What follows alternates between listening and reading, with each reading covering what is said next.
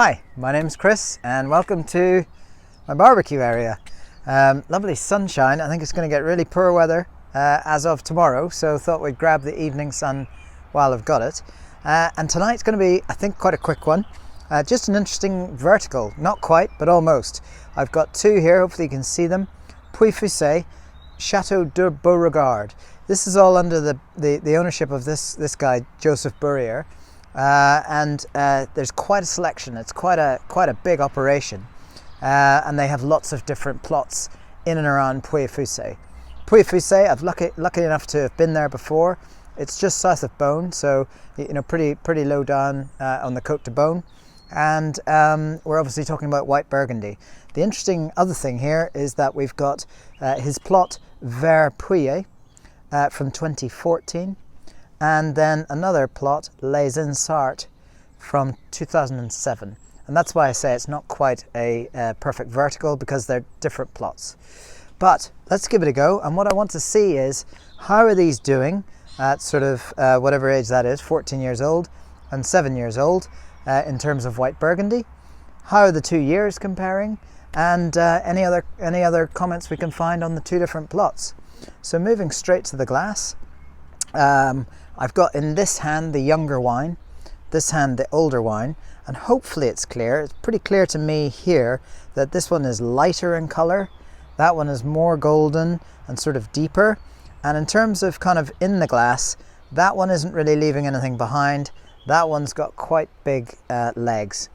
So put them down, I'm just going to give them a go. This is the younger wine, so the 2014. I'm just going to give it a slurp.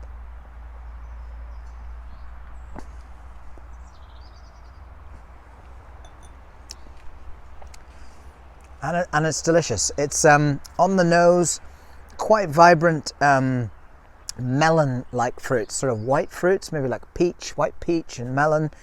So think sunshine, think bursts of flavour, and that comes through in the glass as well.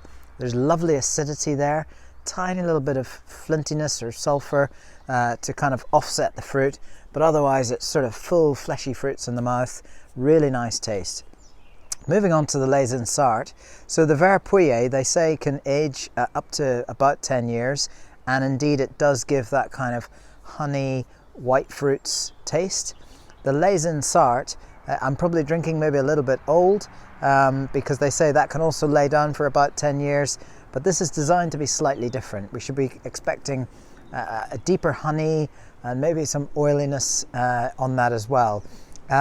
Just a note on the two vintages. 2014 was, I think, basically rated the best year of the teens. The highest rating, I don't know about 2019 and 20, but certainly 18 through 10, 2014 was a cracking vintage, the best, most highly rated. 2007, I'm talking 96 out of 100 for this vintage. 2007, not quite as good a vintage, they rate it 92, but looking back the last 20 years, that's a strong vintage, and a good producer like this will have produced really good wines in that vintage as well. Let's move on to the 2007 Les Insarts, and you can maybe see, really golden, really clinging up the glass there. When I smell that, it's much more, that's got fruits and sunshine and burst. This one is like a struck match. It's got that kind of sulphurous, sort of slightly oily glycerin sort of smell to it. It's not really at all fruity, I have to say, on the nose.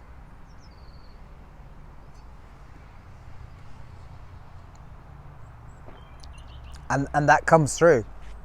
That absolutely comes through. There's a hotness in the mouth. Again, it's if they're fruits, they're much more in the background, as you would expect from something twice the age. But my goodness, what's impressive about that is the balance and the body. Just losing the sun here. It's got a real structure to it. That's a wine you could sit down on a sort of a posh lunch, chicken or whatever you might be having, roast chicken, and people would go, "Whoa, that's a cracker." I appreciate I don't have any water here, so some of you will be very offended that I'm not cleansing my palate, but this is a little bit of an outside rush job while we have the sun. But I can still, they're very distinct, actually, I have to say, very distinct. And I don't think I think as I start to wrap up, I don't think the differences in flavour that I'm getting from these wines is solely the different ages. You know, that just feels like, that 2007 feels like it has always probably tasted different. It doesn't taste like I think this will taste in 7 years' time. It's not just the loss of the fruit and the mellowness that's come in. I think that's just built with a different structure, and it's got different elements in it. Both are lovely. I have to say, I have one more slurp. I have to say, that's probably the more impressive, all in. A very good friend of mine came and we had a US Pinot and a Burgundy, reds, a few years ago at my 40th. And he said to me, you know, the US Pinot, that's your girlfriend. But the red Burgundy, that's your wife. That's the one you marry. And it's a bit like with these two. This one's more fun and it's really explosive and tasty. But when it comes down to it, that's got a touch of class more than that one. Who knows? I've got another couple of bottles of the 14, so maybe we'll hold on for 7 years and see if that develops that texture in the mouth and that sort of classic smooth body. But lovely to have such distinct wines from the same producer. It's available on the Wine Society, I think, usually every year. I'd encourage you to snap it up.